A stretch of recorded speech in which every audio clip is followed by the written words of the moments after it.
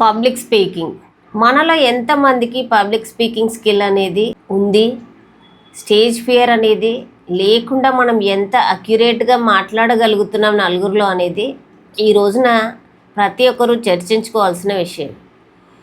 పిల్లల్లో కానివ్వండి, పెద్దల్లో కానివ్వండి, అంటే ఇంట్లో దగ్గర ఉన్న పిల్లల నుంచి school going children, college going students, లేకపోతే పెద్దవాళ్ళు బయట కొన్ని సందర్భాల్లో మాట్లాడటానికి నలుగురిలో స్టేజ్ ఎక్కటానికి చాలా భయపడుతున్నారు.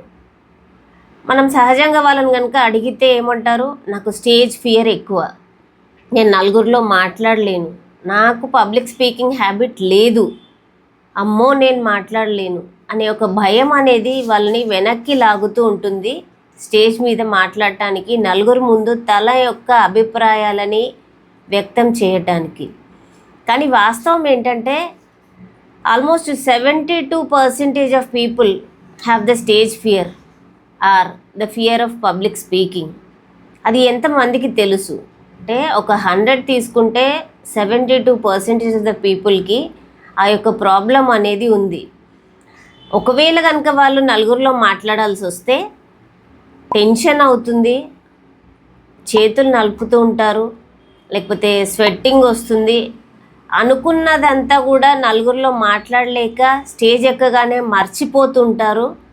అంటే చాలా ఇబ్బందిని ఫేస్ చేస్తుంటారు నలుగురిలో మాట్లాడటానికి. కానీ వాళ్ళని కనుక రిటర్న్ స్కిల్స్లో చూస్తే చాలా ఎక్సలెంట్ ఉంటారు.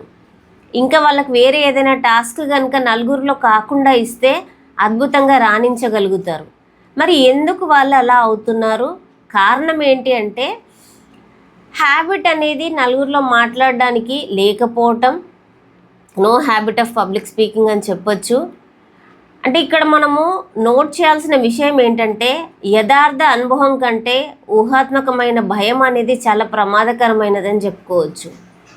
అంటే మంచో చెడో వన్స్ కనుక ఎక్స్పీరియన్స్ చేస్తే ఖచ్చితంగా దాని నుంచి మనం కొంత నేర్చుకుంటాము, ఫర్దర్గా బెటర్మెంట్కి ఛాన్స్ ఉంటుంది. కానీ భయపడుతూ కనుక ఉంటే ఎప్పటికీ మనం వెనకాలనే ఉండాల్సి వస్తుంది.